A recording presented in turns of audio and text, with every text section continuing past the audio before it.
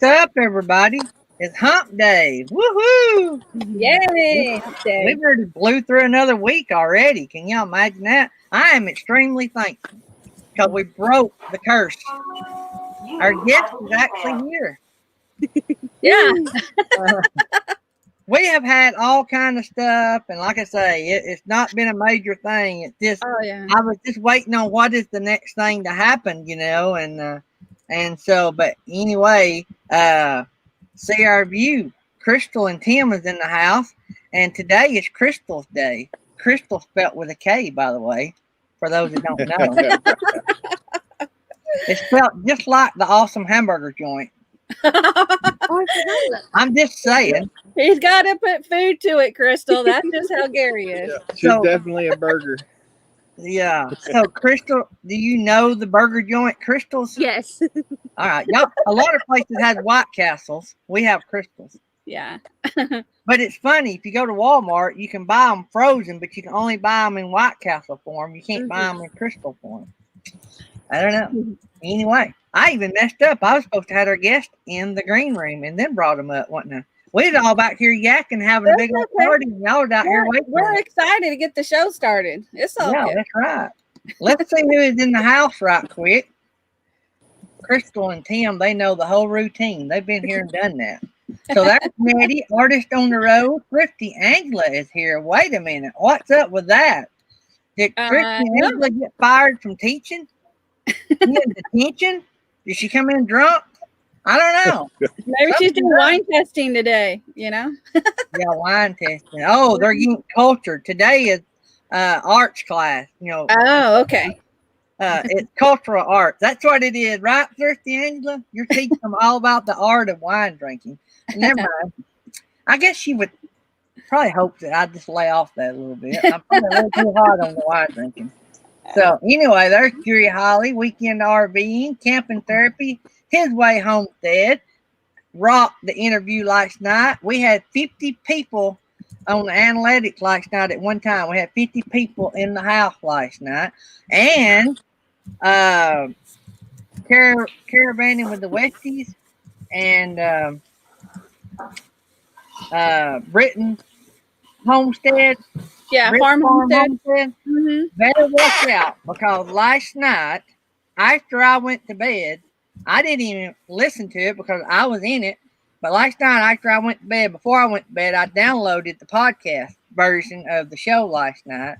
And I think this morning it had already been listened to 4 times. So His Way Homestead is going to give these top listening podcasts a run for their money. So y'all better watch out. So, anyway, there's Traveling Salvation. Hey, guys. Captain Jack Scrapper. Yeah. Hi, Captain. Living Miracle Homestead. Hey, guys.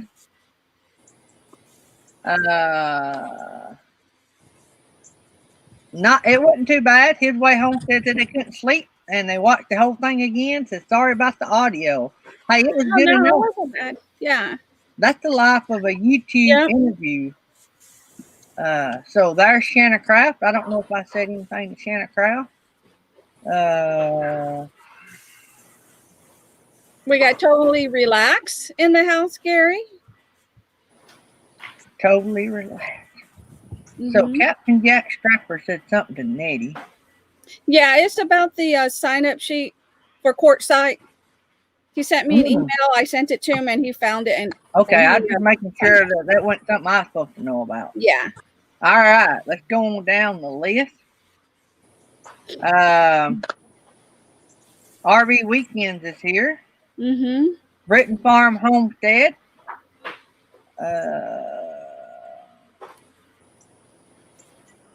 Keto Homestead with Jess is in the house. Totally Relaxed is here. Pause and Effect is in the house. I think I said hi to Living Miracle Homestead. If not, hi again. Work my way down here a little bit. Meemaw Matters is in the house. I got to check a school message right quick.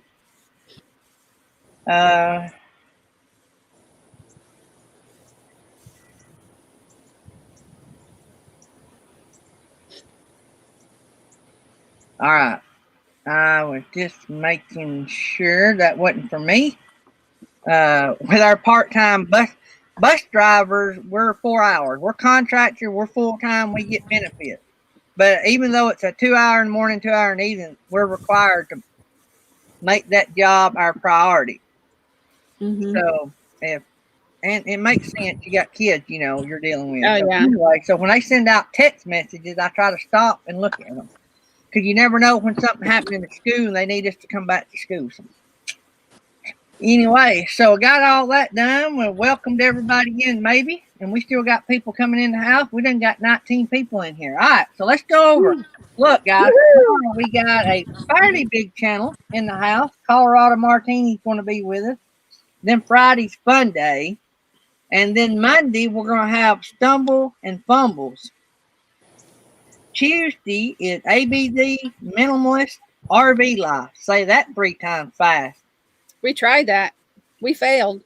3 for the road Tuesday night. Repurpose Adventures Wednesday. And J. Charles Outdoors Thursday of next week. And then Fun Day Friday next week. Don't forget, September the 15th, we're going to have Traveling Robert.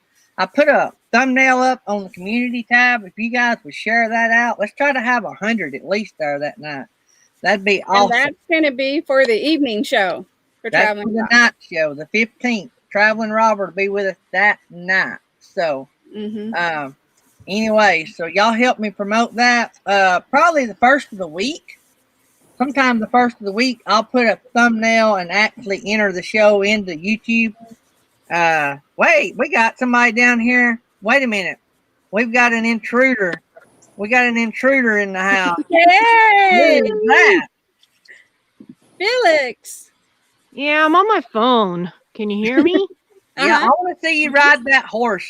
Yeah, I mean, ride that horse. Not my horse, so probably not. I didn't even hear whose horse it was. Aw. Look at the baby. I just thought I'd pop in and say hey, so everybody knows I'm still around. Yeah. You're not hunting anybody. That's what everybody's scared of, Felix, is they think you're no front door. No hunting. I'm taking a break from that for this week. So yeah, we miss you. Everybody's safe this week. Even Jerry. Well, Jerry for a couple of days. I'm gonna pop in on him on the way back home. Yeah. Yeah. So I just want to tell y'all about the this whole bunch up here on this team. It's the hardest working. We got this Yahoo down below me here that's supposed to be enjoying a few days off, still doing work, sending me stuff. Actually, I guess she figures if she is laxed for 4 or 5 days that the show will go down the tube. So I don't know. But no, she's me on my toes. It's just more I have to do when I get back. Yeah. See, Nettie knows. Yeah, so she's thinking of herself, Gary, which is good. Yeah. See? And I want to just say that I've been, a little bit scared because I've had Nettie here with me, and I've always had Nettie here with us, but never like sitting beside me. And that's a little, I worry about that because I know that if she can't take care of it, she's going to tell you, and then you're going to be all over Jury for allowing it to happen. And then I'm going to feel bad because you stopped by Jury's on the way home and took him out. Well, I'm not going to stay. I'm going to let you get to your guests because they're waiting nice and patiently. Well, thanks for coming by. Y'all enjoy some time off. Yes. Yeah, we're just going to be lazy today. Have fun horsing around. You're right. Hey, don't spend all that vacation bonus at one place now. It's already gone. 0.00000 goes pretty quick. Yeah, y'all buy a new camper or something? You done spend all that money? You must have bought a fifth wheel or something. Okay, time for me to go now. Bye. Oh, that was a great surprise. Yeah. Yeah, we didn't know if they would be able to check in much, and so that was pretty cool. Yeah. So anyway, so now it's time for the rock star.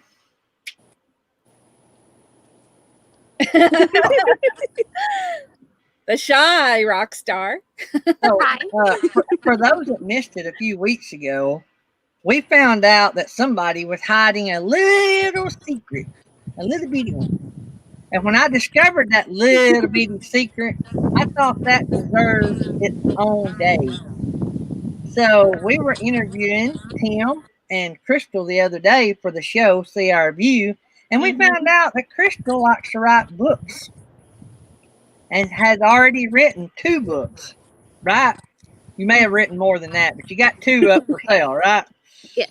So, so I invited Miss Krystal to come back and let's talk about her 2 books, and y'all will see that the links to those books. The bots are dropping the links for those books, so if y'all hear about them and y'all want to go buy them, those are Amazon links. Are the links working, Nettie? We've lost Nettie. So let's take Nettie down and she can come back up maybe in a minute. I don't know if I need to take her down or leave her up. For one thing I don't want 2 Netties. That would be real trouble. Uh-oh. She might have heard me say that. Oh, I'm coming back.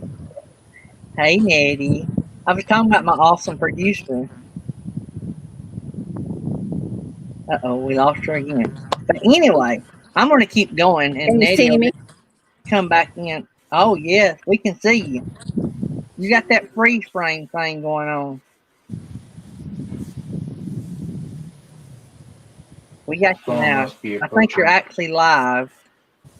Got me? Yep. Tell Robert Okay. Williams over there to hook you up some good internet. I know, right?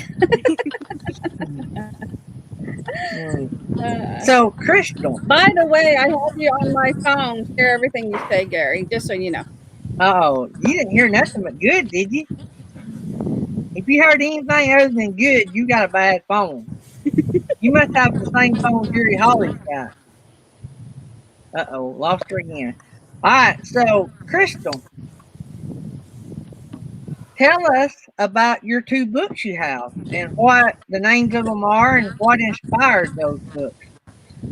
Well, the first one is called We Survived Our First Year in an RV. I have that here.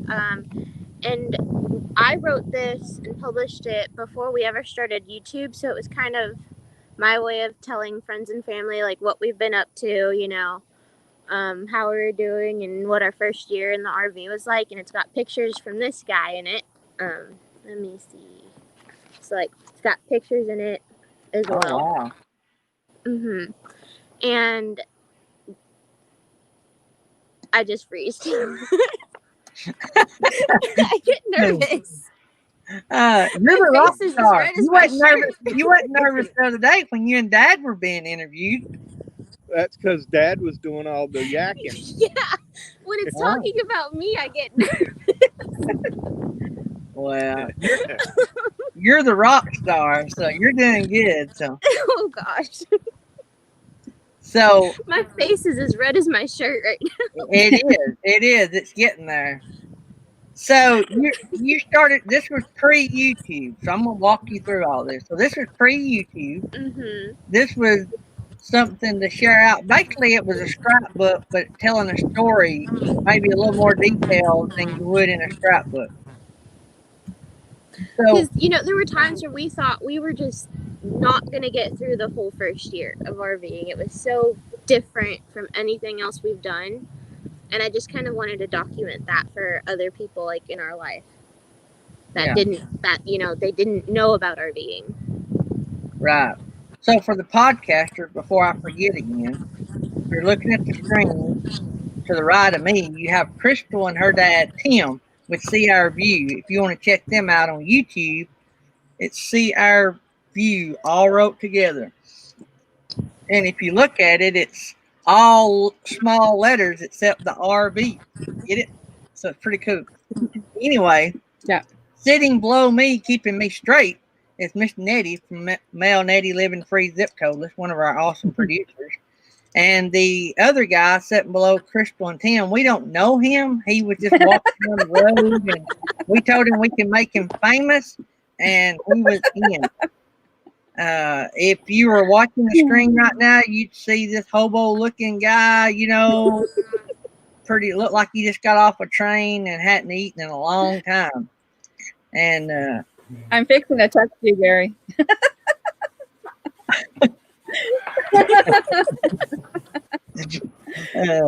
So anyway, no, I'm just kidding. We got Fire Chief and the unofficial co-host of the show, Mr. Jerry Holly, sitting under Krystal and Tim, and he is our right hand and our left hand and our technological guru.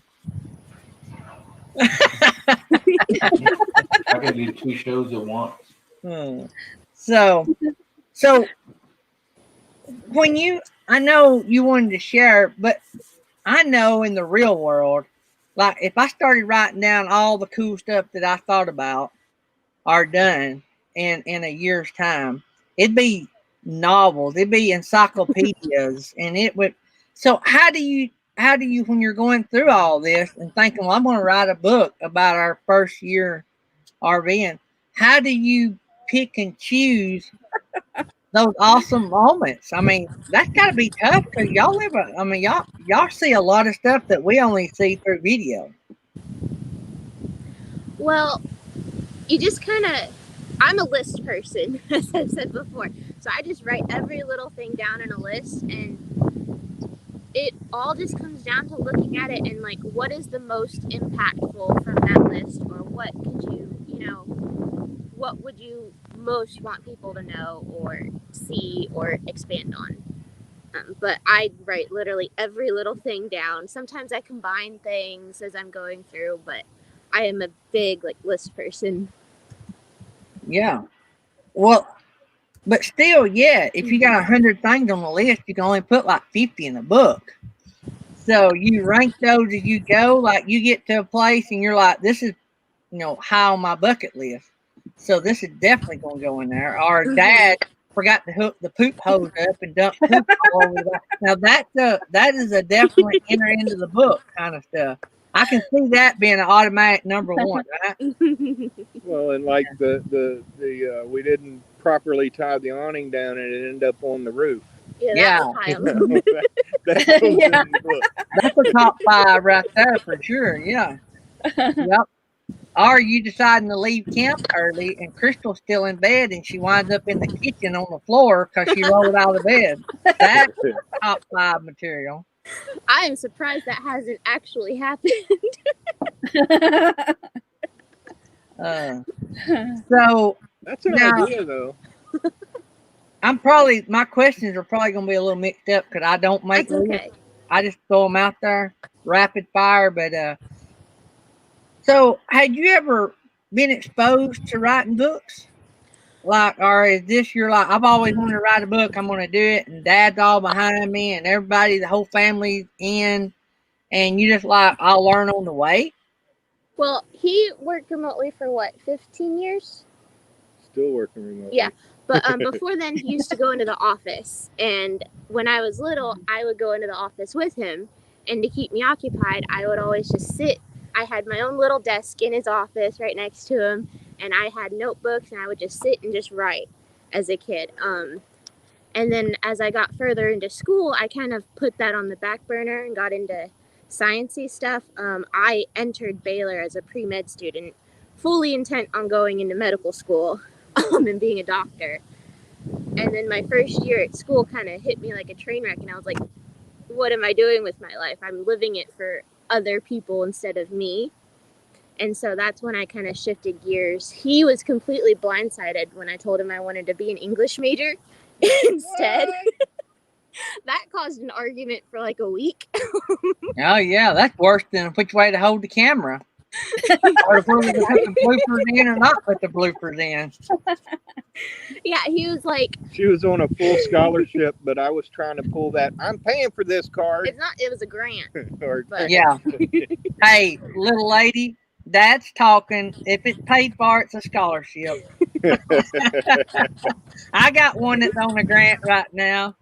And if it's paid for, it's scholarship, right, Dad? There you go. Scholarship to Dad means free college. So anything that means free college, we can call it whatever we want. But he was on the phone with me. He was like, "What are you gonna do with your life? Are you just gonna be a teacher? Is that all English majors are good for?" It's like, and then even as I got into my English classes, I had some professors that were like, "Don't be an author. That's not where the money is." And so they were trying to discourage other English majors from wanting to do it as their like full-time thing. And so I'm really lucky that I brought him around to my side, because I've always loved writing from a kid. It's just there was a point in time where I kind of forgot that. I had something else I wanted to say, and now I forgot again. So you wrote it down. You just forgot the list. Look at the list. Look at the list.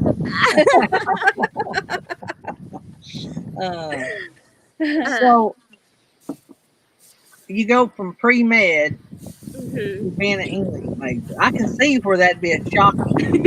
Our daughter went from being a pharmacist, she was going to be a pharmacist, to computer science. And I'm so glad she did, because less stress, probably just as much money, less stress. That's the most important thing. Me and my wife have been self-employed for a lot of years, and we teach our kids that the path you take is the rest of your life. So you need to take the one that you're going to be the most happiest with, because you only get one shot at this. Yeah. Yep. I can see where there'd be a lot of stress in being. Our son is going to be a nurse practitioner. He loved it. He eats it up. He don't stress about it. He loves it. He goes to work. He don't come home and gripe about it. He works 3 days a week and goes to college because he got his RN license, and now he's working toward getting his nurse practitioner. But so I admire you for stepping away and doing what you love. As a dad now, I might have been like Dad over there. I might have been like, "Are you nuts?" Well, it didn't take me long to come around, though, because I mean, even because you hate fighting. Well, but even in high school, I would read the papers that she turned in for her writing assignments and stuff, and she's actually, not to be biased, but she's pretty good at it. You're totally biased.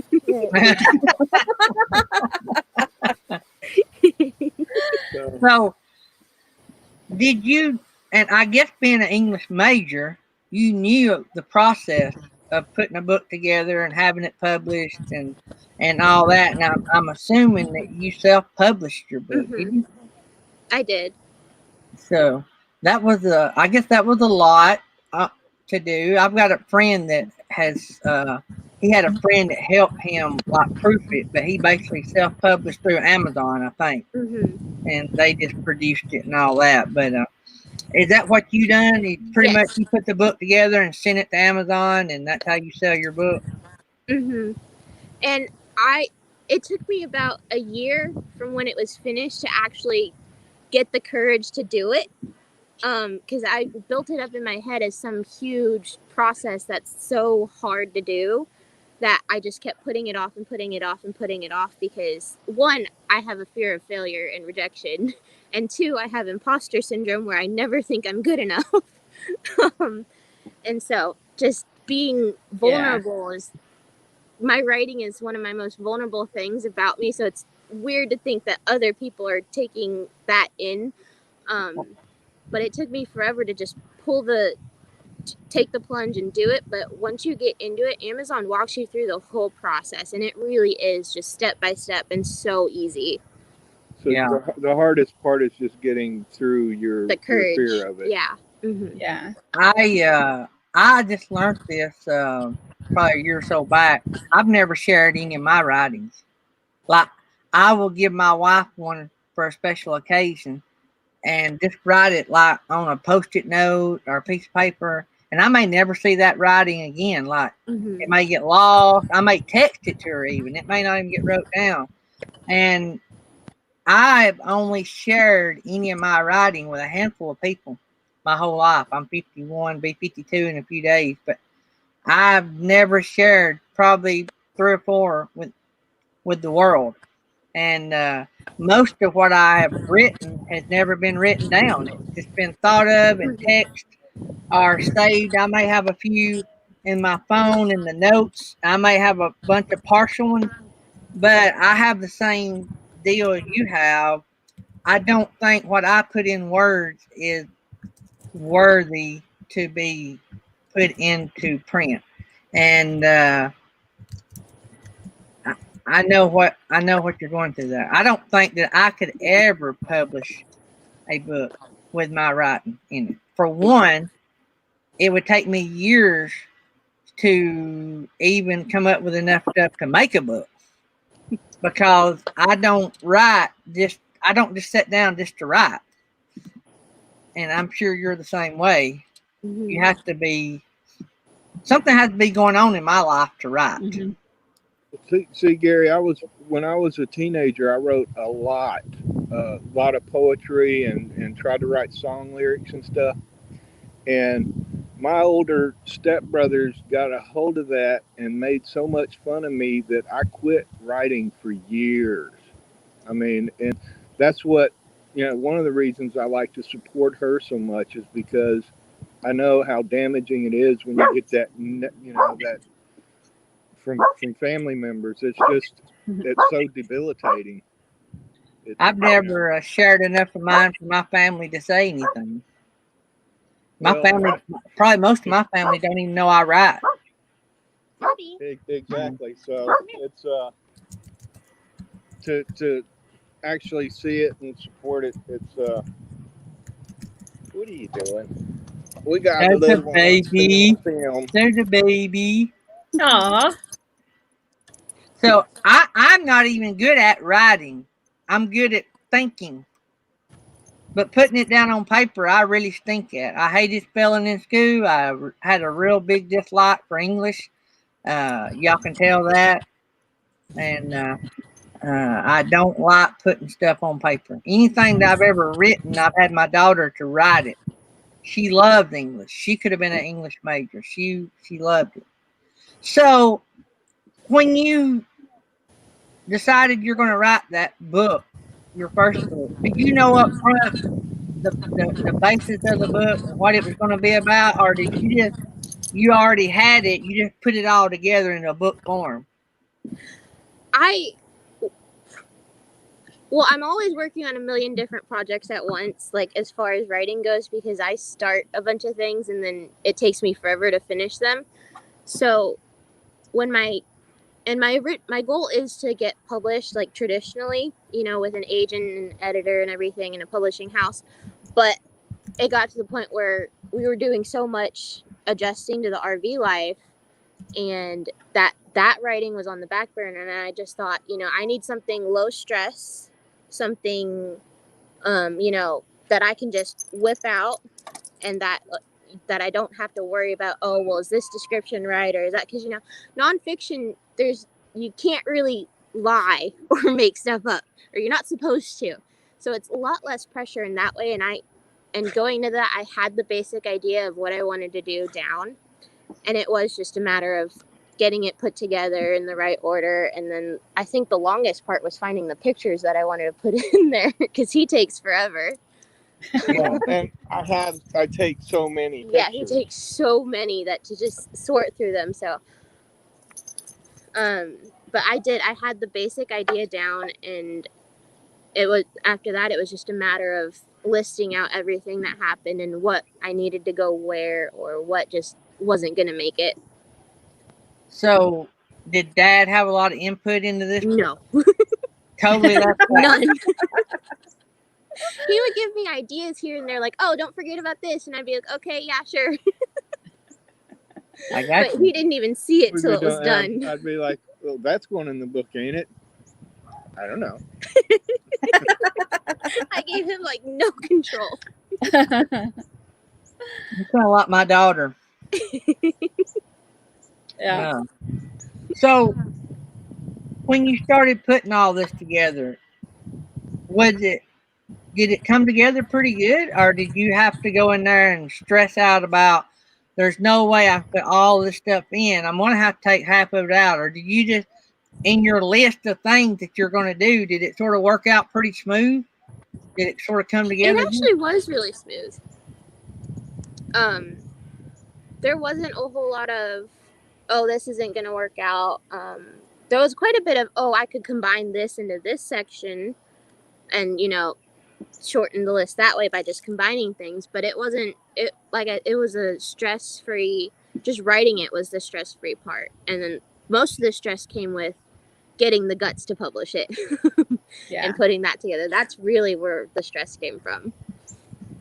Yeah, and like you said, that was the easy part. Mm-hmm. So when you done all this, do you have some kind of program that you entered all this in as you went? So like page 2, you knew you find these 4 pictures or whatever. Did you have a program that you used to put all this together so that you knew when you uploaded it to Amazon that it was going to work out right in a book? Well, I wrote it all in Word, and then I added the pictures in Word, so that came into Word. But then Amazon has this program called Kindle Create, where you download that and you put it into there, and it formats it completely, just, you know, just from a Word document. So all that formatting was, I mean, there were some details, like you could change the font and fine-tune some things here and there, but it was basically done just really easily through that app that Amazon has. Wow.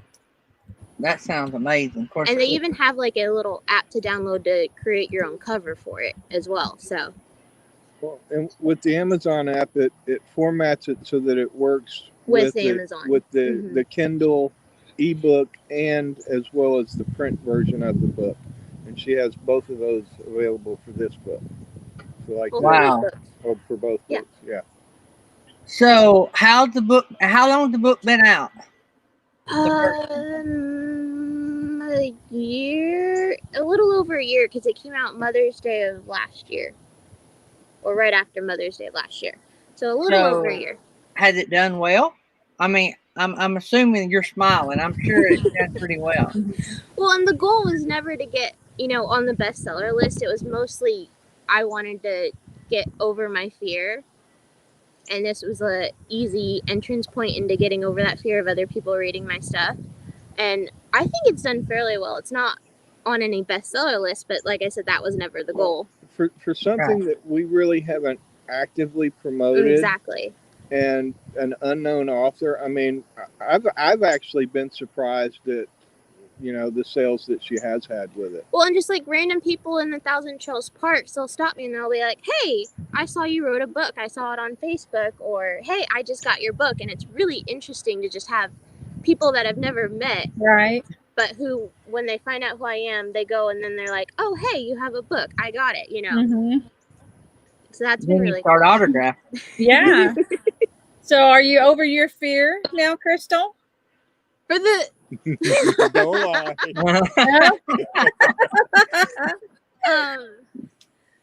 With my other writing that I do want to get traditionally published, it's different because it's fiction. It's not nonfiction, so it's completely... And it's a process. the book she's working on now, she's been working on it for at least 10 years. Like off and on for 10 years. So I've got one that I've been working... It's like her life's work. Yeah, I have one that I'm almost done with that I've been working off and on for 10 years. I think I have about 15 to 20,000 words left to end that. And then I have another one that's sitting at 50,000 words that I've been working on for off and on 7 years. And then I have another one that I just started last year that I'm excited about. So like I said, I have a bunch going on at once. Lord, I don't know how that brain keeps it all going. So would you like to brag on how many copies you've sold? You don't have to. I don't know the numbers. Do what? I don't know the numbers. Oh, really? I try not to focus on that kind of thing, but... You're like me. You're successful. The first person that subscribed to my channel that I didn't know personally. I consider that a hit. And then, you know, then it was, wow, I got members. And then it was, wow, somebody bought one of our t-shirts. And then, you know, and that to me, it wasn't that, wow, I sold 100 t-shirts. Wow, no, somebody wanted one. one of our t-shirts. You know what I'm saying? That's the Exactly. gratification she's getting Yeah. from it instead of looking at how many is being sold. Mhm. You know. Yeah. Mhm. Yeah, I can see that. I can so see that. Yeah. Or my pictures on a coffee mug. So you just never know. Now, my question, Krystal, do you have any copies on hand? I know the other book is a digital, but do you keep any if anybody ends up wanting to have a book of yours if they meet you in person or so forth? We did at one time. We had extras at one time. We do have this one in print too. Wow, Oh, you do that's have them awesome. I print. love that cover. Yeah. And this one it's not signed or anything, but that one is just an extra copy that we have. This one is my dad's copy that he made me sign for him. Yeah. We've given away our extra copies of this one already, so we don't have extras of that one, but he's been saying, oh, we need to buy extras now. We need to get more extras so we can just give them away. So, Dad, I think she has earned the right to a banner on the back of the rig. You're probably right about that. Krystal sleeps here.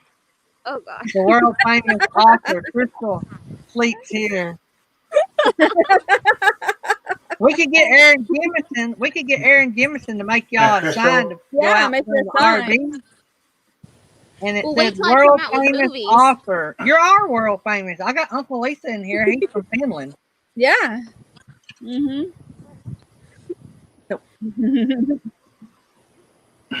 Can Yep, your books the book- be bought on the Amazon? link- Yeah, Is the that where books are, you the sell bots are them to? dropping the books, Jerry. The links are in the chat. So, by the way, podcasters, y'all going to hear this after a while tonight.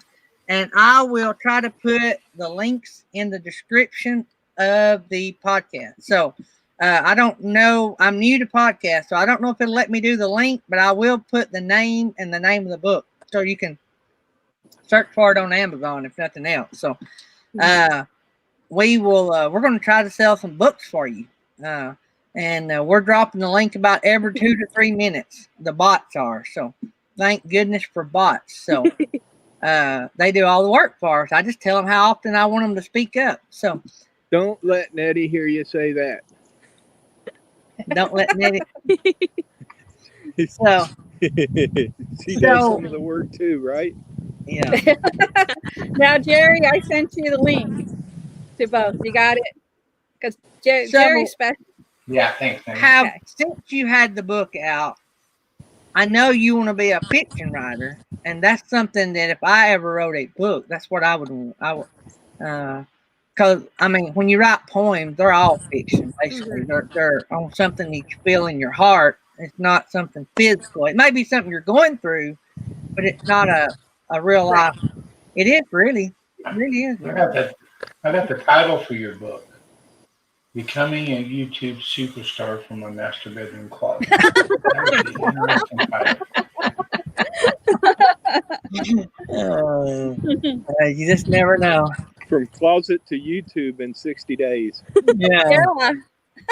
Actually, I went from YouTube to the closet in 60 days.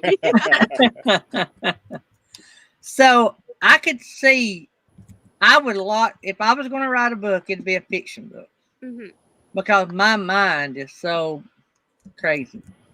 And it would, I could see me doing that. So after you got the book out, the first one. You got 2 books out, but just staying on the first one. After that was out a few months, did people start contacting you about maybe doing some other work? No. Not yet. So, but like I said, we don't really promote them. I mean, we have the links in our YouTube video descriptions, but we just, I mean, so every now and then he'll shout it out on like Facebook or Instagram, but we really just don't promote them. And we're going to promote it. Yeah. Nettie and Felix and Jerry Holly. We may even have to have you on Jerry Holly's show. And that would be awesome. We're going to promote I won't be your shaving book. my head. We might get him to shave again. By the way, did y'all see Anna buzz her hair off last night? I was actually busy with a work project and missed that. I got to go back and watch the replay. Anna, I was as a dad, I watched as just as though she was my daughter, because I feel a connection through Mission. Yeah. And I was She was watching her crying. back. I was watching 2 live streams at the same time because I had 2 friends on at the same time, but I was really connected to Anna and her family. And I'm thinking, I had this sick feeling in my stomach about her buzzing off her beautiful hair. She had beautiful hair. But you know what? She was amazing. I even posted that she cut off all her hair and it exposed her heart. Yeah. She was so beautiful before and even after. I think, granted, she had beautiful hair, but I kind of sort of think her beauty doubled after the fact. Wow. And it was just an amazing moment that she done something like that to support her mission work. Mm-hmm. And so I'm about to cry. I gotta get off that. I know he's gonna cry. So, all right. So you got the first book published. Mm-hmm. You haven't really promoted it, but it sold some copies, I'm sure.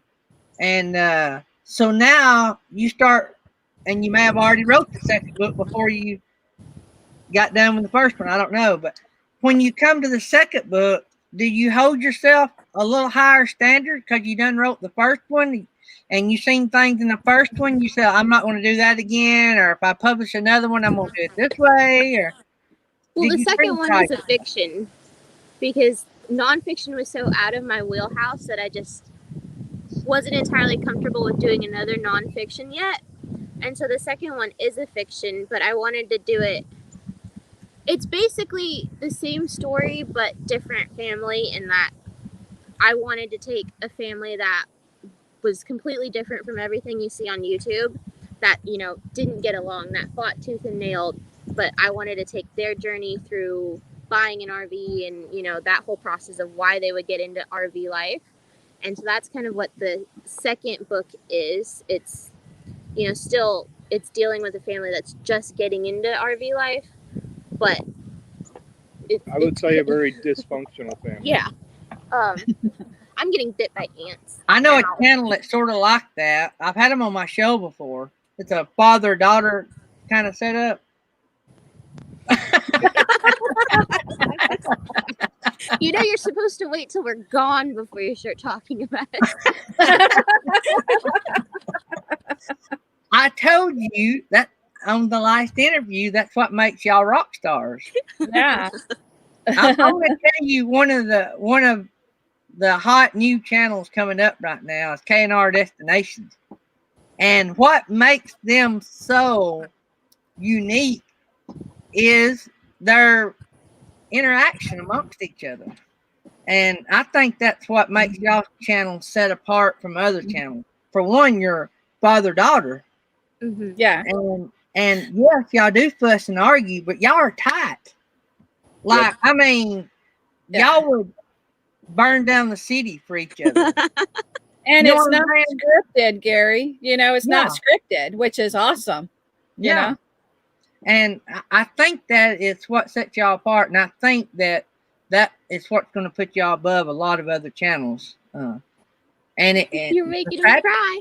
The sad part is it just takes time for people to see that. And but I think y'all are onto something, and I stand behind that. I think that. But we see it, and we know you're going places. We see it. You can't fake Mm-mm. good interaction, and y'all got that. I'd rather be on the slow and steady and grow with some genuine right people that follow us and really are interested in our journey than to just do gimmicks to get a whole bunch of followers who don't even watch our stuff. Yep, that's right. So you dove into a fiction book, and now you're able to create, because fiction you can create. Nonfiction, you gotta work with what you got, right? You could be like me. I love making stories more tellable. I like to fill in the open spaces of a true story and make it something somebody wants to listen to. some people call that exaggerate. But sometimes life is boring. But here you are now. You can write a story or tell a story however you want to tell it. But you can also tell it honestly from the heart because you've lived it. So how was that experience? It was cathartic, actually, because I put a lot of myself into everything I write. So even if I'm writing about a completely different character in everything I do, it's got a piece of me. That's what makes it so hard for other people to read, because it's like bearing a piece of my soul every time. Right. So even if it's not exactly what happened with us, there's a lot of it that is based. There is truth in there, and maybe a lot of the feelings around it were the same. And it was freeing. It was cathartic, but it was also really hard. And there were a few times where I would write something and I just got so emotional. I was like, I can't reread that, or Dad, don't read that yet. Yeah. Did you have to watch, even though it was fiction? Did you catch yourself saying, I can't write that? Yes. Because it's so unbelievable. Even though you're writing a fiction book, you want it to be believable, right? Mm-hmm. You want it to be something that's possible. Mm-hmm. I would. I think I would. Now, we're not talking Harry Potter. We're talking a fiction book about a family that you created, but you sort of, I guess, like it to be possible, right? Mm-hmm. So not too far fetched. Did you ever just chunk some ideas thinking nobody would ever believe that to be possible? Not with this one. With others I have, but not really with this one, because a lot of it is, there's a lot of truth in there, even if the situations and the circumstances aren't the exact same. It's a lot of some of the struggles that we had to go through that didn't make it in the nonfiction book. And I think because we did have some personal experience with it, it wasn't ever like, oh, this just isn't possible, or oh, this just couldn't have happened that way, And because that one is based in, you have a thing right here, hold on, that's distracting me. Yeah, there is a lot of truth, even if it is fiction, and even if the circumstances are different, the feelings behind it are the same. Yeah. So I really don't know how to put that, but you said a while ago sometimes your emotions got into it pretty good. Mm-hmm. Did sometimes your emotions get the best of you and you have to think about what you're fixing to write next and either add something or take something out because you were getting maybe, I don't want to say too emotionally attached, because you have to be. Mm-hmm. But did you ever get to the point that you were so into the story that you're like, wait a minute, I got to back up a minute because I'm too into it. I'm going too much in one direction and I need to back away and come back in a few days and pick it up? Well, the beginning of it really hit me hard because the beginning of it really is my story that I don't tell a lot of people. I don't know if I've ever even publicly said it on YouTube, but it was something that happened to me that was real, that was scary, and it was life-changing. Mm-hmm. And I put that in there. And even though it's been, how many years has it been since? 3 or 4 years since that incident happened. It was still really hard to write about. By the way, y'all got to buy the book to know what she's talking about. Yeah. I'll throw that out there. It's like now for the rest of the story, you need to go buy the book. So I had to back away from that. Just a little bit of context. My senior year of Baylor, I had to drop out and go into the hospital for emergency surgery, and there was a period of 2 months where we weren't sure if how life was going to look. Right. And at one point I kind of resigned myself to not being here anymore. Thankfully I'm here, but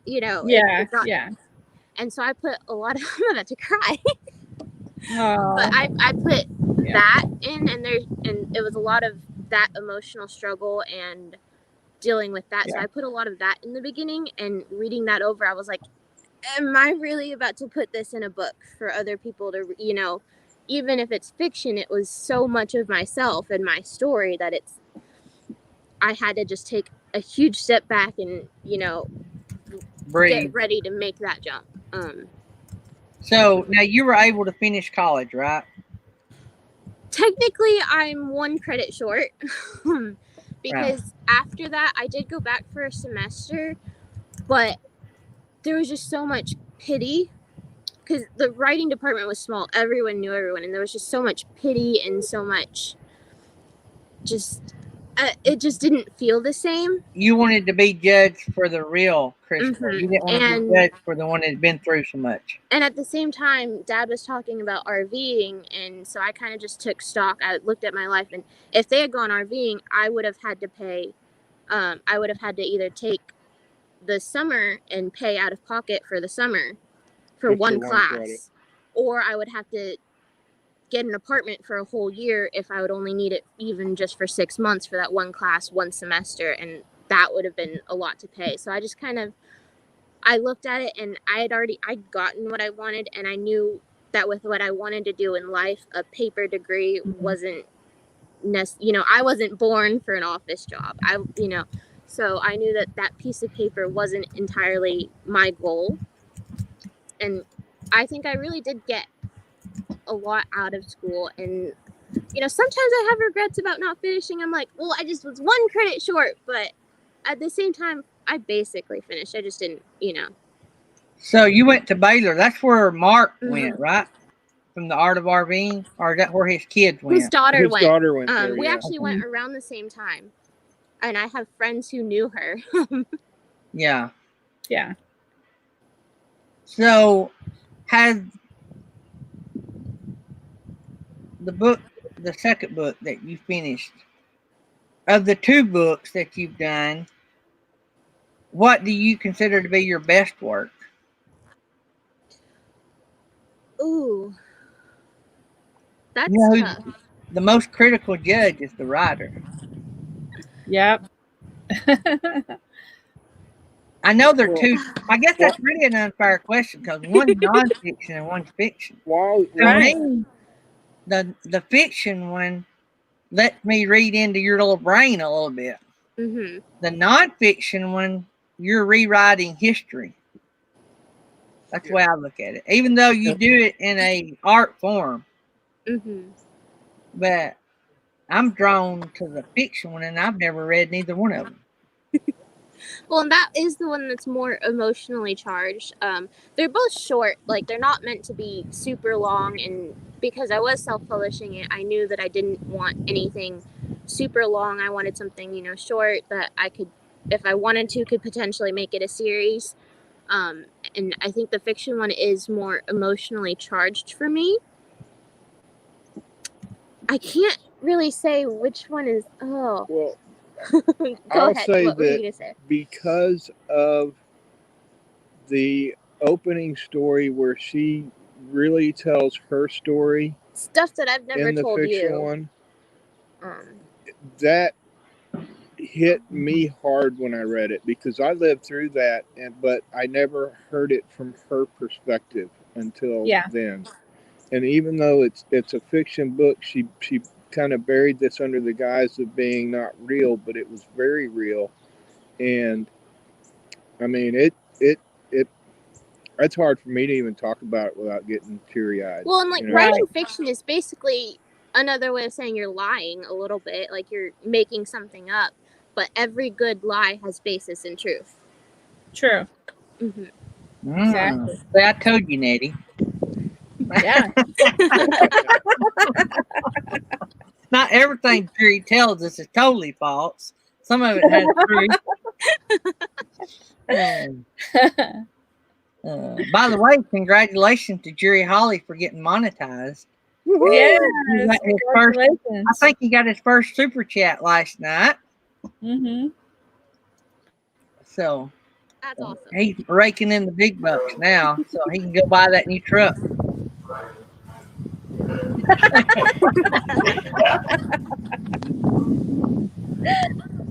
Those trucks are Yeah. quite expensive. That's a pretty penny. So, what is next for Krystal in the writing world?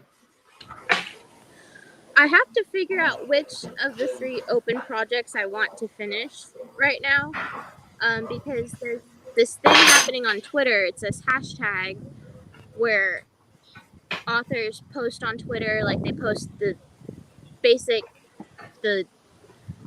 like the one-liner of your book that gets people's attention, and they post that, and different editors and agents and everything look up that hashtag, and if they like your tweet, that means, hey, send them a query, I might want to work with you. So that there's one happening in December that I'm trying to get ready for. So I have to figure out which one I want to put the rest of my focus into finishing and get that ready for December. But eventual goals are get a publishing deal, publish, and eventually I would love to write movies and have my own production company with movies. Oh, wow. I took a screenwriting class at Baylor and just completely fell in love with screenwriting. And the way I write my books, I see them as movies in my head. So sometimes it takes a while to get it written down because it's different when you're seeing them as a picture in your head and you have to get the descriptions just right. But screenwriting, there are no descriptions. You do the opposite. You tell instead of show. It's the opposite of what English teachers used to tell you. And so I really love I love both writing fiction and screenwriting, and eventual goal is to write movies one day too. So Gary, with that said, that means she's coming back on the show later. Yeah. Maybe years later. You never know how long it'll take. No. I'm thinking January, when you get approached by a publishing company, you're going to come back and we're all going to celebrate you signing your first deal. We'll do a special happy birthday stream. Because my birthday's in January. My daughter's birthday's in January. Yeah. The 31st of January. I'm the 25th. Yeah. So you're going to get ready for that. It's in December. Mm-hmm. And what if somebody came to you and wanted to publish your book, and they said, what do you see in 10 years if we sign you? What do you see your publishing career looking like? What would it look like to you? That's $1 million question, isn't it? I'm just getting you ready so when you sign that deal, you can send me a check for part of it. I'll send you a check for $1. How's that? Well, that's more than Eddie and Felix makes. I'm going to take that chair back, Gary.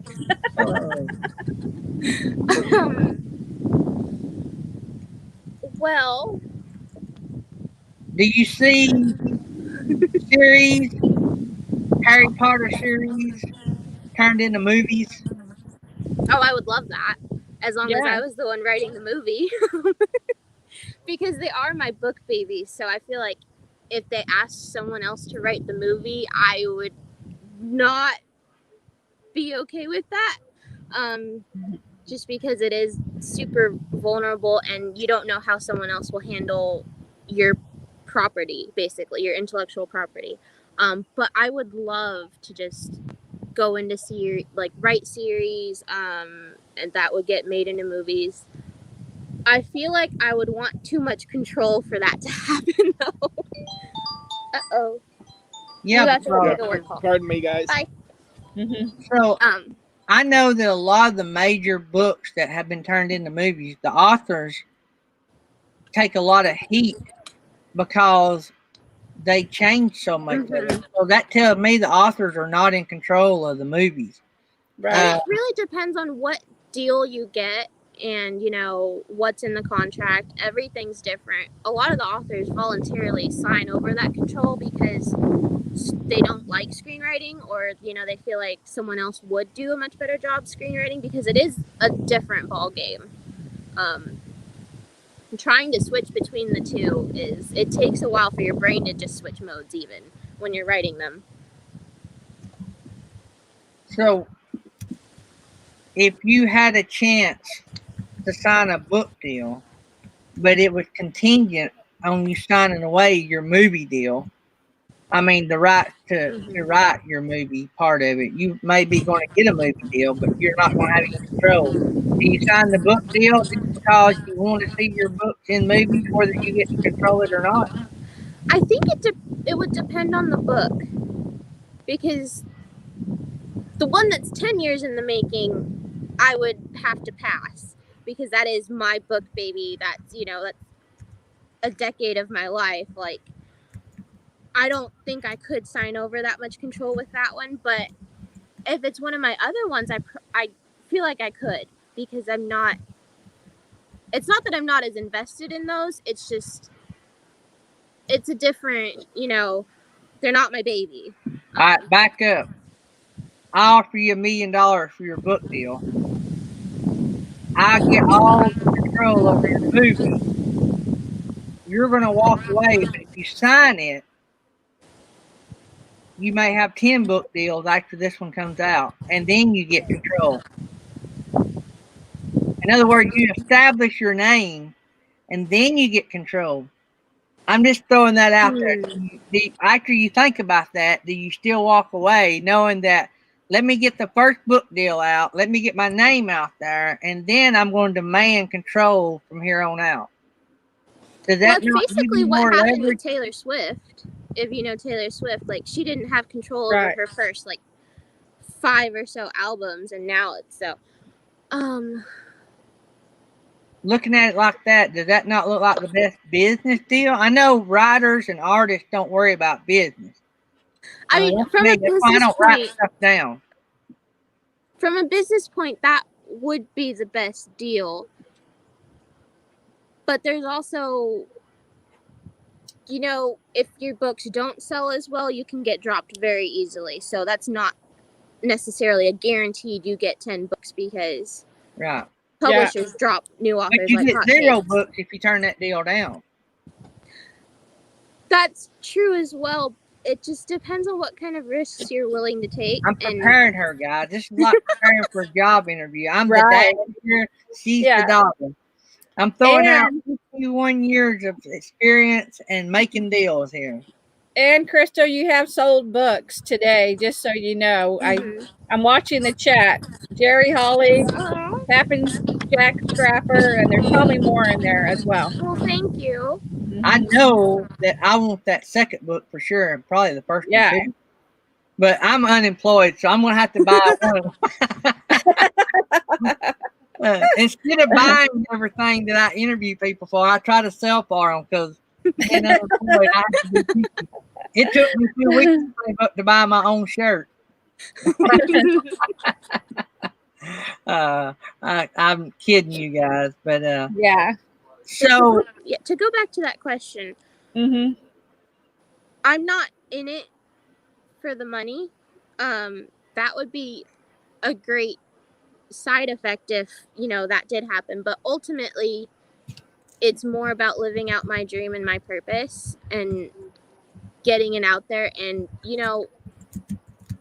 if a traditional deal wouldn't work out, then I might, since I've already self-published, then maybe I do go self-publishing, if that means I get to keep all my right. Well, even if money wasn't, and this is the dad advocate, I'm not drilling you. I throw out different things. Even if money was no object, I mean, I don't even write my stuff down. It gets lost. Yeah. And a lot of times I've worked on it a long time, and I'll never see it again. Don't even know those words again, because I have no interest. That don't impress me anyway. I thought about writing a book and giving the money to charity, and then I thought about writing one and putting the money in my pocket. I don't know, But anyway, money's not an object. If you're to the point now, you're sharing your work. Before, it was getting over that hump. I don't know if I can share my work, and you're like I am now. I don't know if I'm worthy. Going back to the old MTV days, I don't know if I'm worthy, but you've got past that you're worthy. You know you got good stuff because people are buying it. But a book deal gets your work out there On a whole more other people scale. on a whole. You've gone next level. Even if it's only the one book, that one book's going to be seen for you. I don't know. You may sell several hundred since you've had this out. I don't know. You may have sold 1,000. I don't know. But if a publishing company gets it, you may sell 1,000 day one. And right? I guess it really does depend on which book it is, whether I'd be more willing to take that deal and sign over my rights, you know. And I may feel completely differently when that happens. I would, you know. Yeah, I know it. Hypothetical. What would you do with $1 million? Oh, I'd give it all away. Well, wait till you get that $1 million, then let me ask you. But if one company's offering $1 million, that stands to say that there are others that are willing to offer maybe not $1 million, but even less, you know, if it's good enough for $1 million for one publishing company, like. That's right. Right. Yeah. And now you're sounding like me. Yeah. So I would, in that scenario, I would take the lower deal if it meant I got to keep, you know, because ultimately it is about what's the right fit for me. Right. Not. I love the heart here. I mean, I'm an Aquarius. I'm an emotional person. I'm a crybaby. That's all there is. She's got such passion.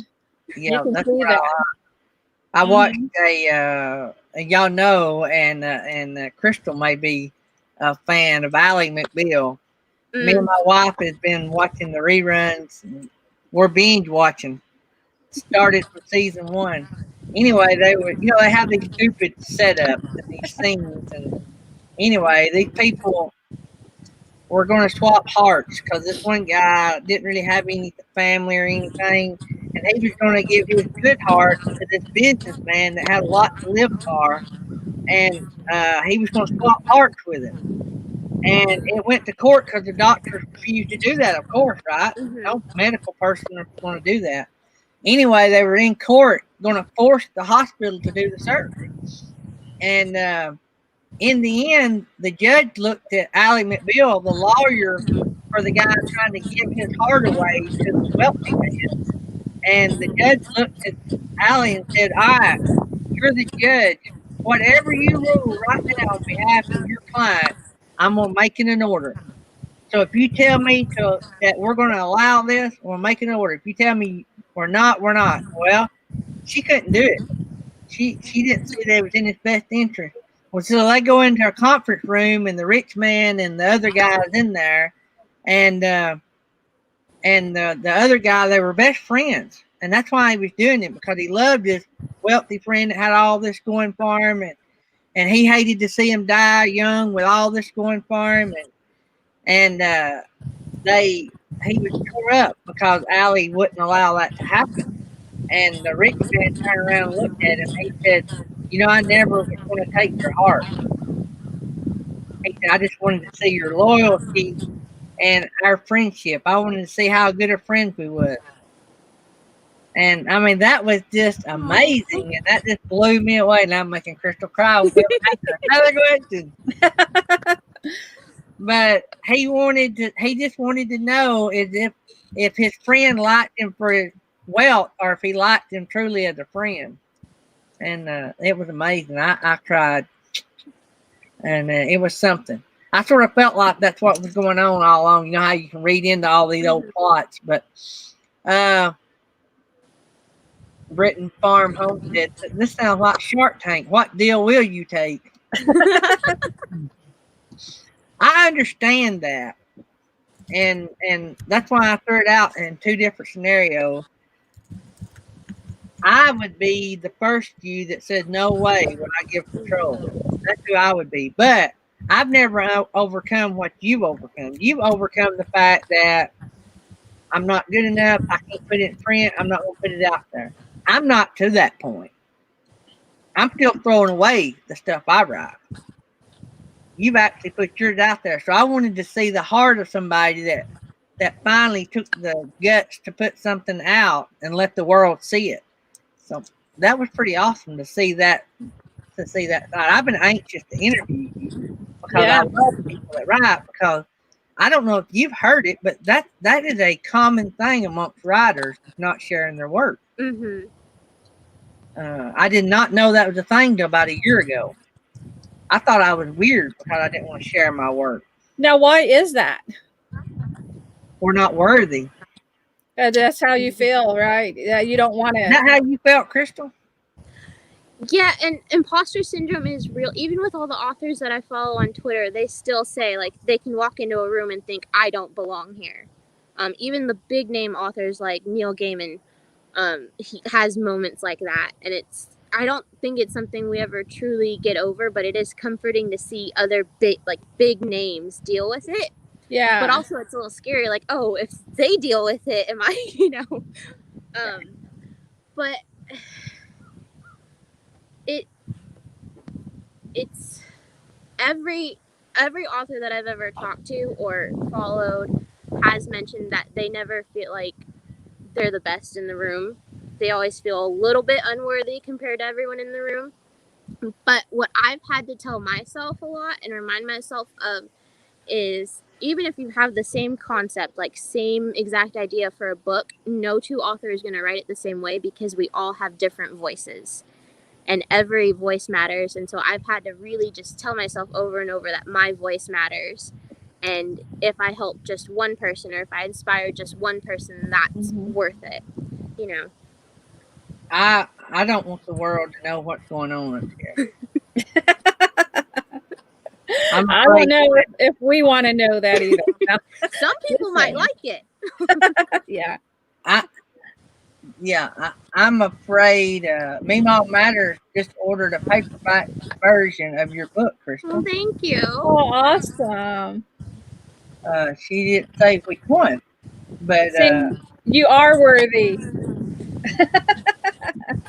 I think you're a rock star. I admire you from a human being standpoint, but also from a writer standpoint. Yeah. I admire you more as a writer, knowing the challenges, because I feel what you went through. I haven't crossed that bridge, and I don't know that I'll ever be able to. It's like a glass bridge, and only every other panel is solid. Every other one there's nothing. And I gotta hope I don't hit that. And it is scary. That's what it's like, though. That's exactly what it's like. And my wife, I feel like I can share things with her that I wouldn't share with the world. Yeah. Yeah. It's me. There's the baby. Baby. Baby. Uh-oh. Somebody got the baby spoiled. Hi. Oh, hi. So are you going to be writing any more books about your travels? He wants me to. I don't know if I could ever do another nonfiction one, because that was so out of my wheelhouse, that even though it wasn't stressful to write, it also, I wasn't at the level of comfortability that I am writing fiction. So I don't know if I'll ever do another nonfiction one, but my second book, this one was written with the intention of being series. I just haven't decided like when I'm going to do that yet. It actually ends on a there's more to come kind of note. Of course. You need to scoot over if you want to be on camera. Hi. I don't know if they want to see your face.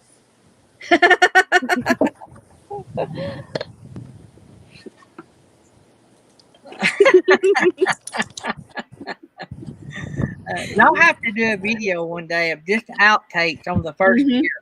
It looks like Meemaw Matters bot. We survived the first year. Well, thank you. Awesome. Thank you, Meemaw. Mm-hmm. And it does have his photography in it. So I don't know. I think it's stuff that we didn't put on Instagram. I haven't seen either book other than what you've showed us, but in the second book, did you hire an artist to do illustrations? No, I did this cover like in that app that Amazon came with. I did that all on myself. So through the book, you don't have illustrations? Okay. I didn't know if you had hired somebody. I went to school with a boy that done a lot of illustration, and I actually got a friend that does them now for books, and that's pretty cool. I guess. Oh yeah, you did, Nettie. I just didn't see them. Uh, the I would battle two things. One, I'm not a technology guru, so overcoming, because when I write something, it's on a post-it note, or I type it in a text, or I put it in the notes on my phone. And so for me to put together a program, I would have to dictate it to my daughter and get her to put it in. And I've even thought about that. But I have zero patience for technology. If I have to click more than once to get it to do something, I am done with that. And I just got a message, and he said, "You're not a doctor, so you shouldn't have patience."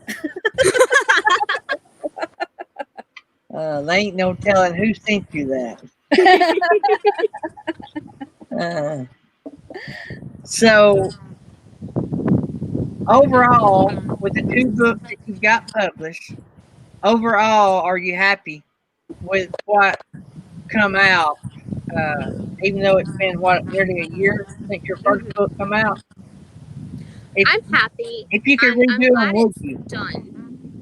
Well, if you could redo either of the books or both, is there parts of it you would redo?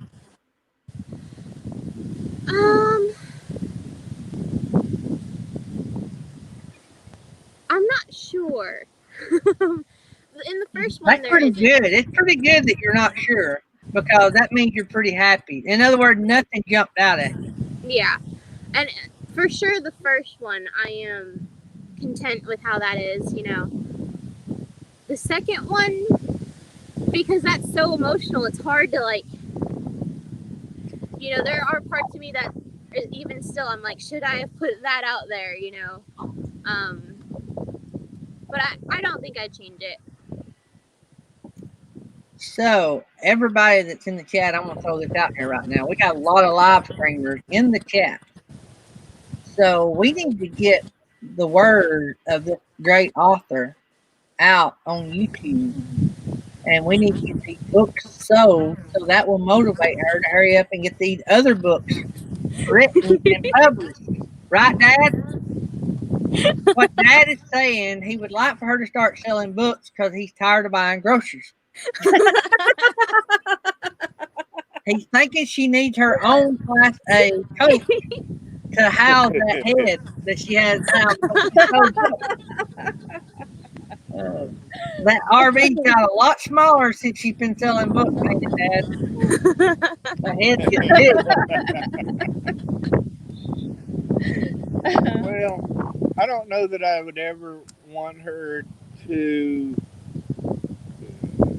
kind of move on her own way. I mean, even if she did. Oh, I'm moving out eventually. Even if you did get out of Bye, Dad. RV, Bye. I'd rather you be in another RV and follow along with us. Oh no, I'm getting a house one day. But now, just think about this though, Krystal. This is Dad coming. This is Dad. This is not daydream. This is Dad talking. Stop for a second and think. You told me something early on in this interview that is very essential to what we're talking about right now. You said that you would go to work with your dad and sit over to the side in your own desk and create. You said write, but writing means create. Right? So you created your own story. On the road in the RV, how many projects have you started that had you have been in a sticks and brick working in a normal environment? How many of those projects would have got started? There's three that aren't finished that I can think of. Right Okay, but two of those I started before we started RVing. So that's what I'm saying. Yeah, you did say that. Yeah. But I'd say at least 4 of them probably wouldn't have come to be. And I have a whole journal with just ideas because I'm always getting new ideas for books. So I have a journal that I just keep ideas written down. So I have a bunch of ideas that I haven't written yet that, you know, at least a few of them I probably wouldn't have gotten if not doing this. You know, it's neat. We'll be out driving somewhere or on a hike or something, and she'll just out of the blue just randomly go, "Oh, Dad, I just figured out what I can make that character do." I don't even know what she's talking about. But also, think about this. Your first 2 published books were written on the road. Mm-hmm.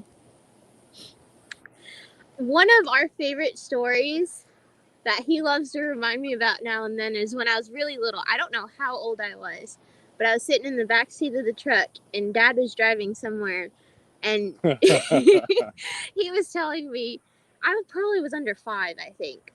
But he was telling me, I don't know what brought it up. I don't know. But he was like, Krystal, one day you're going to get married and you're going to grow up and you're going to leave me. And I just start bawling my eyes out. And I'm like, and I just never gonna get married and leave you, Daddy. I was bawling my eyes out. I was like, Dad, I'm never going to grow up and leave you.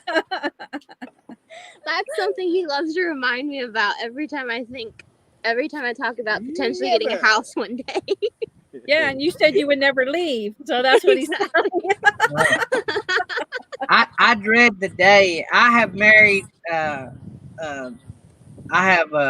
Married my baby sister. I done their wedding, and I've done my niece's wedding, which is 4 days younger than my daughter. The day that I have to perform my daughter's wedding, y'all may have to get me a pine box. I may not be able to handle that. And me and my daughter are daughter are close. I don't talk to her on the phone like my wife does, but my wife will tell you she is being made over. We love to deer hunt together. We love to go to Comic-Con. We like to, you know, the things we enjoy doing, we enjoy doing. No, none of the others enjoy doing those things. And we had our Jeeps. We go to Jeep trips together, and we love hockey. We had season hockey tickets, and I you know, I see you two, and I see me and Keisha, you know, and, so I can relate a little bit there, and I guess that's where the questions come from. I'm seeing my daughter sitting there versus a friend in the RV world, and seeing things that we try to stir as dads. We try to not stir and direct, but we try to throw out all the possibilities to make our kids think. And but I love. And one of these days, you've got to do a video of you two and all of the outtakes, and put that in a video. That's YouTube gold right there. That is YouTube gold. Just one clip right after another. Oh, I was thinking about that the other day because there's one video that we just shot so many times, like that I was like, Dad, I just need to have a video of just complete bloopers, just a whole video. Yeah, I agree. That would be too long. Yeah, just one blooper right after the next, like a whole year's worth. Just popping them things out there. It'd be too long. And we'd have to cut some out. And one of his favorite things to do is to scare me randomly, because because I jump scare easily, and we've gotten it on camera one time, but every other time we can never get it on camera because I can't predict him. But we got it on camera once, and I think I put it into one of our videos recently, and I just laugh every time I see it. Y'all need videos mounted to the outside of the camper and just turn them on every morning when you get up. Oh, I know, because I'm always falling or he's scaring me or something. I want to catch her on video tripping over her own 2 feet because she does that quite a bit. So I got an important question, Krystal. Yes. Do you drink coffee? No. We may have went over this once before. I just want to see if the answer changed. It puts me to sleep. I think that. How do you write and you don't drink coffee? Well, I'm a night owl to begin with, so I'm just naturally energetic, and I think the key is I used to never, but when I got into college, like naps were everything, and so the key is to just take quick naps in the day, and then just like if I'm writing and I'm thinking about it, I'm so focused on it and so wired up that like I wouldn't even need coffee because it's just so in my brain, and so it really is. Sometimes it's draining, but a lot of the times it's really energizing. And you just get so in the zone that it's hard to stop, and then you look at the clock and you're like, oh, it's 5 a.m. Where did that happen? Yeah. Gonna sleep till noon again. Oh gosh. Hey, but that would only be 7 hours of sleep, so. So, if you could pick anywhere in the world to go, and the only requirement is free, you could stay as long as you wanted to stay. You could stay at whatever hotel, resort, beach, mountain, whatever. The only requirement is that when you come home, you had to have a book, start to finish, while you were there. Where would you go? Italy. I've always wanted to go to Italy. I took Italian in college. I would just love that, and I feel like the scenery would just be so beautiful and so inspiring that like I could get something. I can just imagine sitting in those little Italian cafes and just write my day. Like, oh my gosh. I could just walk down the streets and just drink tea from 50 different places just to see what it tastes like. I drink a little hot tea here, but I would go. They drink a lot of tea in Italy. And I could just go from little joint to little joint. I'd be so hyper every time I got to the end of the street that they wouldn't be able to handle me. So, what would the book? There's so many books written about Italy. What would Krystal's book be about? Oh, I don't know. Maybe we'd RV through Italy. There's so many possibilities. I really. Any ideas? Or are you just gonna be silent, Jim? I'm just like most books out of Italy are romance type rom-coms or whatever. So I don't know if you'd want to do the same old that, but I don't know. What would you want to do? I could see you writing a book about the daughter of a tea shop owner. Your perspective from behind the scenes. I mean, that would just be. Of course, it'd be fiction, but you'd talk about the glamour of the tourist and the real life of cleaning the shop every night and buying tea and good tea, and I don't know. Well, and you just meet so many different people. Yeah, you could tell so many stories. The story about the daughter of the tea store, just telling the stories about everybody they've met. I could just see, the YouTube guy that came by, and then the farmer that came by on their dream vacation, and the politician that came by. And there's a lot there in Italy. I mean, it'd just be endless. And I'd just be sitting around thinking about the tea and how it impacted my life, and how, I wanted to spit out the next cup because it was raunchy and all this. This has been amazing. I enjoy the heart you have for your writing and for your dad and for y'all's travels. And it's rare to see a father-daughter with the same relationship that me and my daughter had.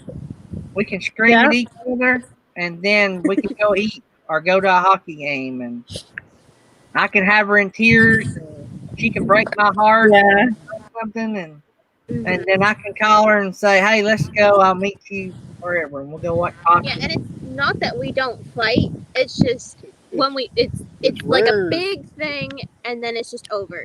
because we can't stay mad at each other. We go for quite a while. I mean, we may bicker while we're trying to do videos, but we don't really get angry with each other very often. But when we do, it's a blow up. It's quick and it's bad, and then it's over. You know, it's not to say it doesn't happen. It's just we don't prolong it. We don't hold grudges. It's just, you know, because we are so close, and he hates it. And it's always her fault. No. Half the time usually my fault. Half the time you're mad because you're mad. Right? Yeah. Artist on the Road said you could write a book in Italy and call it Tea Tales. That could go a number of different ways. Yeah. Well, hey, I am tickled to death that you came and hung out with us. Well, thank you. Maybe we sold a few books. Maybe you'll get a check from Amazon in a few days. And if you didn't know, Gary, they're actually on again tonight, right? Yes. We're on Van Vita Travels. Van Vita Travel has them on tonight. Good deal. Is it 5 p.m. Central? So I'm so happy for them. Okay.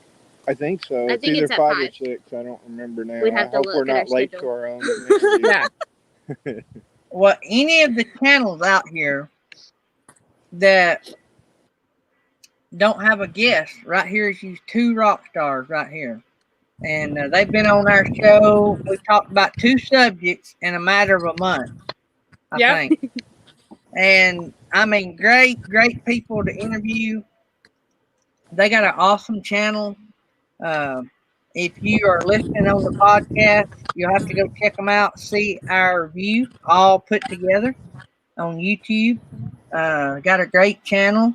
And Krystal is the author, the daughter, and the author of the family. And Dad is the computer guru. and the loving dad too, the crying dad like me. He is really supportive. Yeah. Cry again.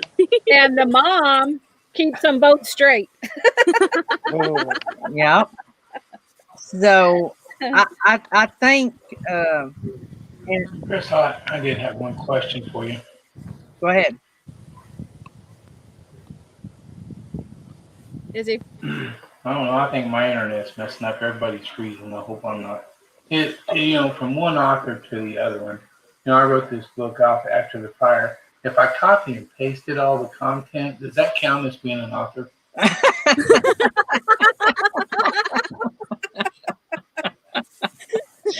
And now we've got Jerry Hawley. I copied and pasted all the content out of it. You know, it's all copy paste, but I put it together.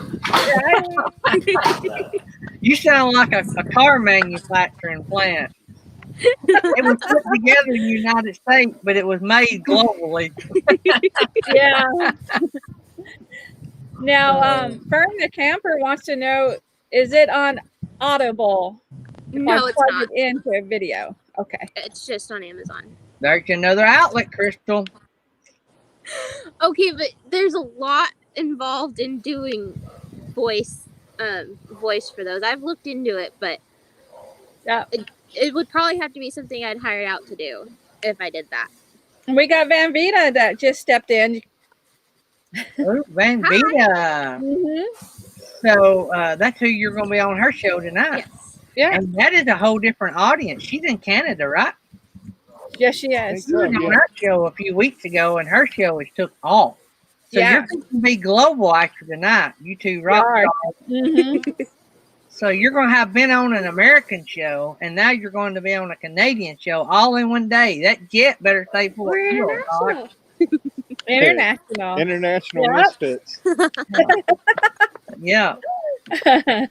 I can't wait to see what the future holds for your writing. I was wondering. I seen somebody said. What? I seen somebody said something about the voiceover. Is that something you would have somebody read your book and have it on an audio file? Mm-hmm. Oh, And that would be something that I'd probably hire out to do and not try to do myself, because there's a lot of technicalities involved in that, and I just wouldn't Because have the equipment. I really enjoy on my travels. I get a lot of books. Mm-hmm. Oh, so you can listen. Yeah, when I'm traveling, I love to listen to Yeah. books on tape or So I don't know if you noticed or not. Yeah, I'm a good just while you're speaker, and I driving. can do That that used to be for our you. favorite thing to do. No. Sherry, don't you think that I'm such a good speaker? She could pay me, and I could read it. And He'll keep and- saying, just saying, just saying. Yes. You don't want that. People, And then he'll say, people need to be able to understand the though. book. I want artistic freedom. I want to be able to put in my Yahoos every now and then. And, I mean, I think I could bring a lot to the Now look here. And we'd have to eat Now slot. look here, you Yahoo. We are going on this road trip. Yeah. Now, Firm the Camper, Krystal, they also write, and they said you should start an RV Writers Club. They like to start that That'd with. be fun. There you go. You got Burn the Camper. Y'all got 2 now. Mm-hmm. So, we got any more questions out there? She said she thought y'all could get a really good group of writers together. RV Weekends said that they love Audible books. Yep. And see Artists on the Road, she has a suggestion for your podcast. All right, RV SWAT. I've been busy too. We will try to get together though, I promise. We're going to try to have a meetup in the spring, maybe. So. Did you see RV SWAT's comment? Yeah, you're delayed, Jerry. Now, Artists on the Road also had a comment to you, Gary. RV SWAT. So for the podcast, Pete, say our full name and titles of the books and where to get them. Yeah, you're right, Artist on the Road. Yeah. So I need to pull it up so I don't get it wrong.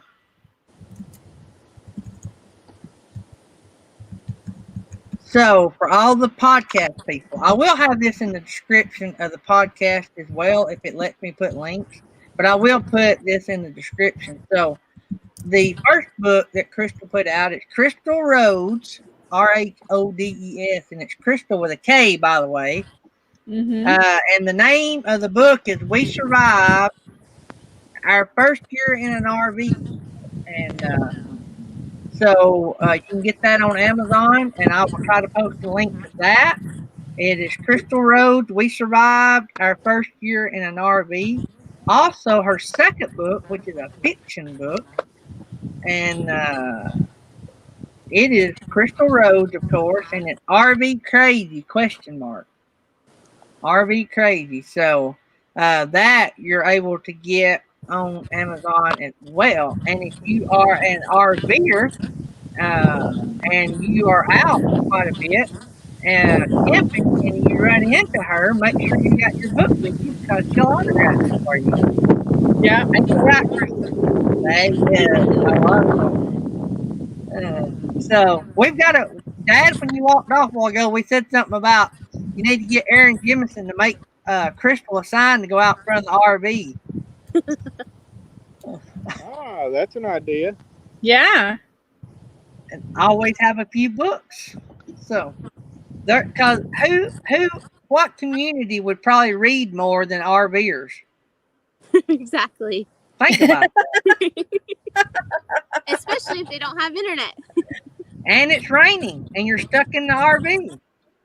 Yeah. On rainy days, you can stand out there and hold up a banner. I have books for sale. Well, you can get one of those little floaty guys that go like that in front of you. Just change our Wi-Fi name to Book for Sale. Yeah. Krystal's next book will be No Wi-Fi? ? That'll be part 2 of the RV. Yeah. No Wi-Fi? ? Or Wi-Fi? No Wi-Fi? Will sci-fi do? Yeah. Oh man. RV Weekend says a lot of RV parks has the mini library. Mhm. Mhm. That might be a good way to sell a book. Leave one in a big, huge campground library. That'd be so. Yeah. Anyway, guys, go over to Amazon, pull up Krystal Rhodes, and look for her books. They're on Amazon, and they will hook you up over there and get one to you. And if you want her on your show, go to their YouTube channel, See Our View, all together. Go to their About page, and their email should be there. And send them an email, and they'll get back with you. And so just remember, she's a world famous author, so it may be, down the road before she can make time for you, but she will try. Well, I will say out there for those who are listening that if you go to Amazon and try to search for it, it's easier. You'll have better search results if you go to the book section first and then do the search.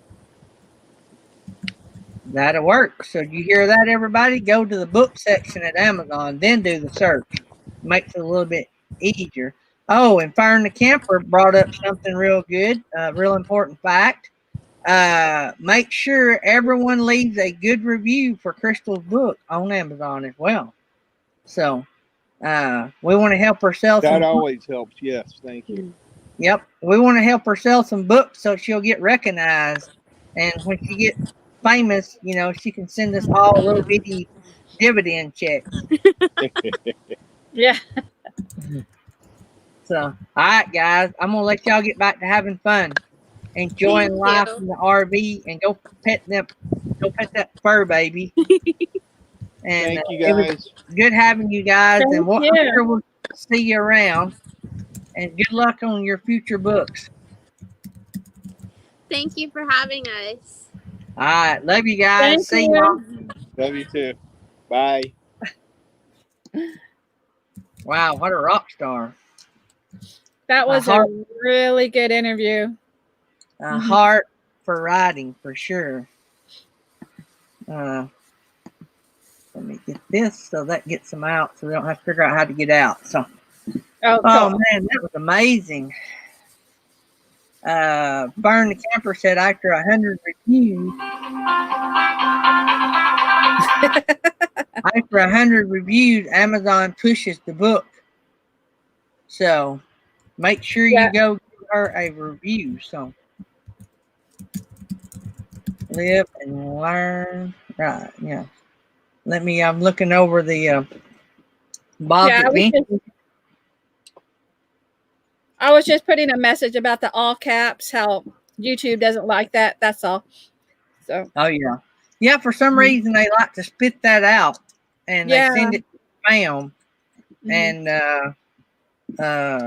we've had some issues with people with the cap lock on. What it does, it makes us have to take it out of spam and let people see it. So just creates more work. And then every one of your posts are like that. Once it goes to spam, all your posts will be spam until that gets fixed. So right. Let's see here. Make sure I get caught up on everything. Well, that's a good interview. She done a really good job. She's got her head on straight too. So you can tell that she has a passion for what she does. Yeah, that was a very touching interview. It all came from her heart. Yeah, and you can tell that just by talking to her. So don't forget, guys, tomorrow we got Colorado Martini, and then Friday Fun Day. And also, if you want to hear more from seeouRView, they're going to be on Van Vita's show this afternoon. So I don't know. Let's see, there was a couple of thumbs down show last night. I guess Felix didn't like it. Hey, anybody that's ever seen our show, we always get one or two thumbs down. Yeah. I don't know what Roy's talking about. If you're talking about the cap, yeah, it always spits them out on our end if it's caps. So, I don't know. So Fire the Camper is going to start doing 8 p.m. Pacific time on Fridays. I guess that's live.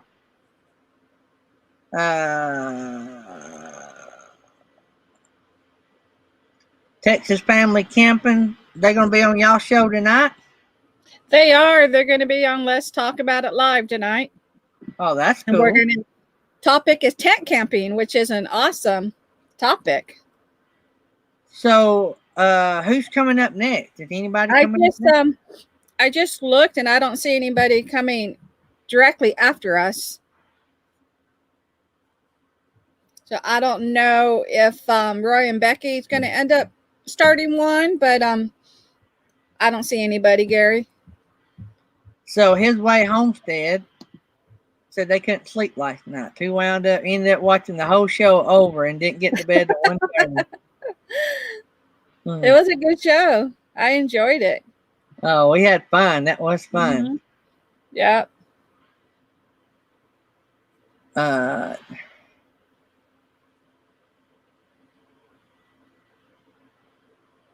I wonder then, Roy, why it just does it with certain people then.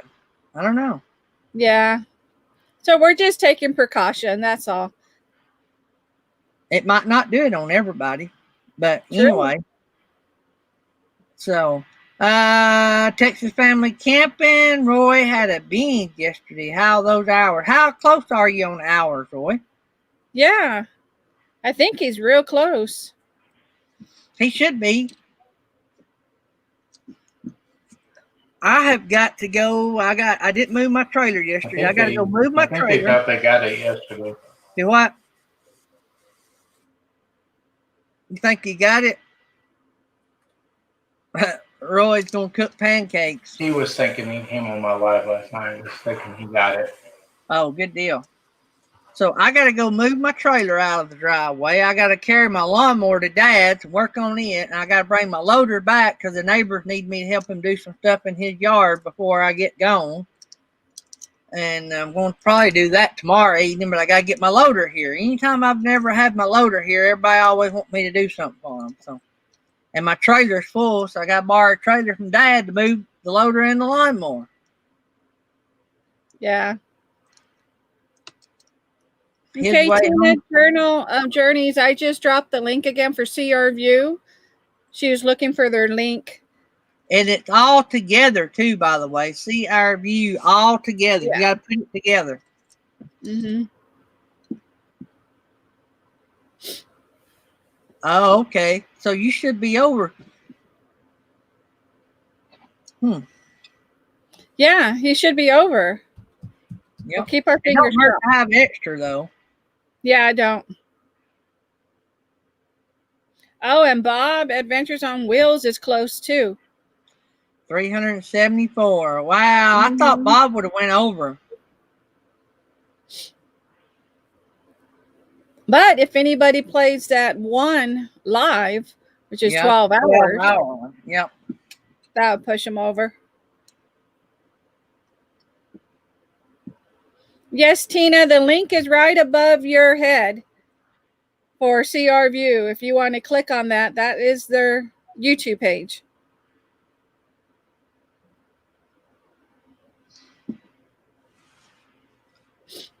I think RV Weekend, Bob said he got 200 hours for that 12-hour live stream. I think I seen that yesterday.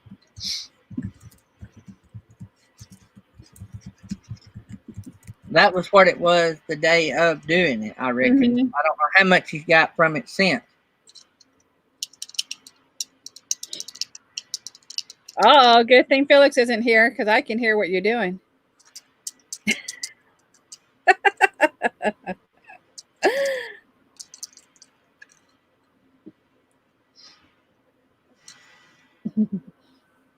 Jerry Holly, you sure are quiet.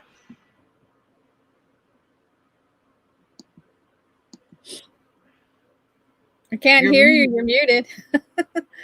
Oh, he's talking to somebody. Oh, he's on the phone. Having a word. I know that just kills him. Yeah. Well, it's been great going basically part-time because I go in the afternoon now. So how long do you work in the afternoon? Just 2 or 3 hours? No, it's about 5. I go in from either 12 or 1, depending on what time I get there, till 6. How's she doing by herself? She's doing pretty good. It's just there's some things that we know she hasn't had the luxury of learning yet because she hasn't been there all day. Right. But she's doing pretty good. It looks like KT, Slow Momentum, came in. Slow Momentum's in the house. But she's officially full-time, so that's wonderful for me.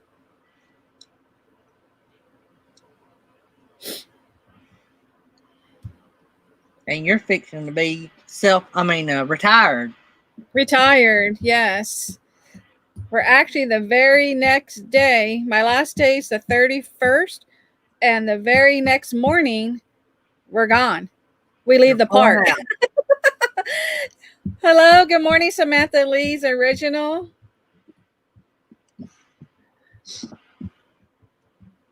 We got 29 in here now. The second hour always does better than the first. Mm-hmm. And Mal is almost done. His last day is the 14th. So his is around the corner. Yep. He's so close that you can smell it now. Oh, yeah. Yep.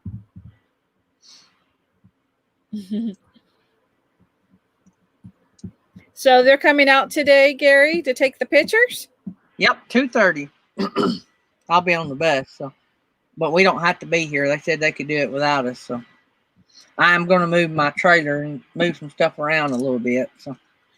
KT, I'll text you. Me and Mal have been talking about that. He wants to know when can he expect us. We have a spot right there at his house next to Jerry's spot.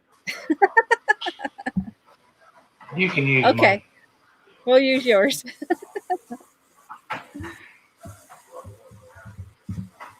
I did see the picture with my mug. Yes, I did. Texas Family Camping. Yeah. If y'all have not seen Texas Family Camping, imitate me. You've got to go to our community page and see the video. It's about 8 minutes long of him imitating me. It's hilarious. Y'all have got to go over there and watch that. Yeah, he did such a great job. He had all of us rolling. Good morning, Happy Place Diaries. Yeah, so we're getting ready to get out here. Was Roy and Becky going to do a live? I don't think he said in the chat. Letting everybody watch him cook pancakes. So he might get those hours in so he can get that over with. So I think we're approaching 8,500 watch hours. Hey, you can share some of those with me. No, I'm kidding. I know it. Yep. If I'd done more videos, I'd probably do better, but I just hadn't been motivated. No, his way homestead. Roy said they're setting up now. To go live? Yep. Roy and them's going to go live after we get done here. Okay. So we'll raid them in about 5 minutes. Or whenever he gets ready, we'll raid him. And I need to go. I got to get a lot done. So, Roy, whenever you get ready, you go live and we'll raid you. Yeah, we'll be able to see it so we can drop it. Oh, you see Britton Farm Homestead? Ah, I see that.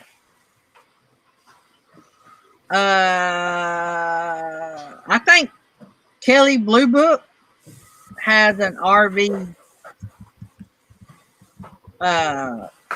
book value. I think it's Kelly Blue Book. I forgot how I looked mine up.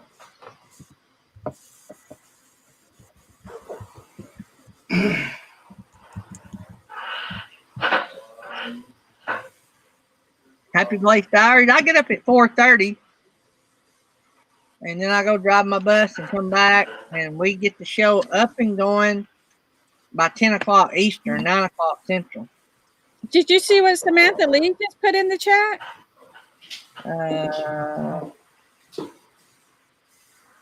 Oh, wow. Isn't that awesome? That is so cool. Songwriters contest.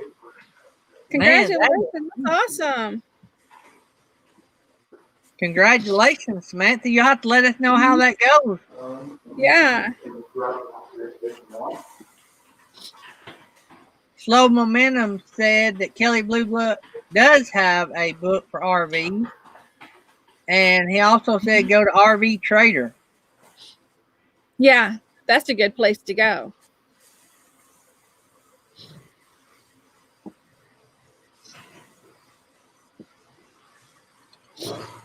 We got 30 in the house. There's Forever Best Friend. We're all fixing to hit the door. All right, Roy and Becky's live. So we're going to go raid them as soon as we can get a link. As soon as we get a link, we'll go raid them.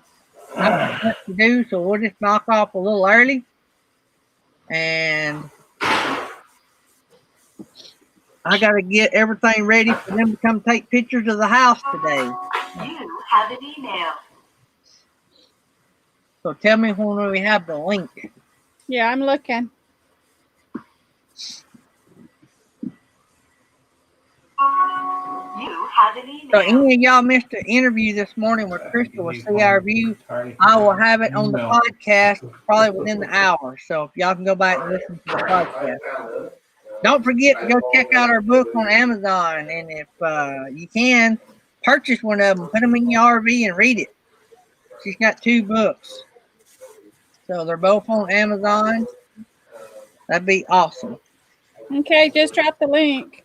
So the link's been dropped. Everybody get a chance to see that link. If you missed the link, it's Roy and Becky. So go over there and check them out. Help them get his watch hours. All right, guys, it's been fun. I will see y'all tomorrow with Colorado Martini. See you guys. Love you guys.